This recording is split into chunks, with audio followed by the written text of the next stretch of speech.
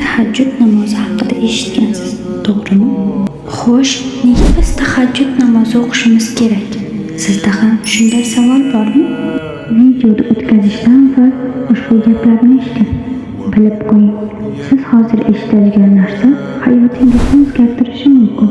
Keling endi tahajjud namozining fazilatlari haqida gaplashamiz. Tahajjud namozi kechaning eng ulug' ibodati hisoblanadi. Savol tug'iladi, nega bunday? Alloh taolo marhamat qiladi. Tunda uyg'onib namoz o'qigan bandamga alohida daraja beramiz. Payg'ambarimiz sollallohu alayhi vasallam shunday deydilar: tahajjud Allohga eng yaqin qiladigan namozdir.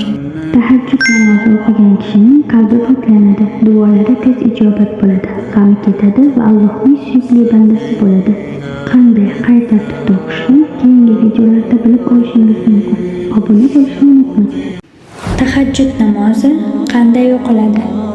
Tahajjud seriyasining ikkinchi qismi. Tahajjud namozi bomdod namozidan oldin tunning oxirgi 1/3 qismida o'qiladi.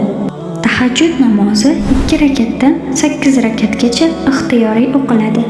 Shunday niyat qilinadi, ya'ni Alloh rizoligi uchun tahajjud namozi o'qishni niyat qildim. O'qilishi juda ham oddiy tartibda, ya'ni qiyomda Fotiha va bir sura, ruku, sajda, 2-rakat va salom.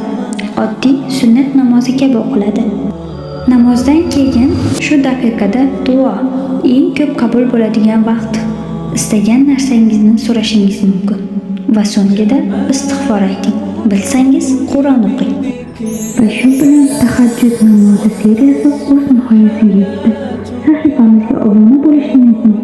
Bundan da manfaatli videolar hali oldinda.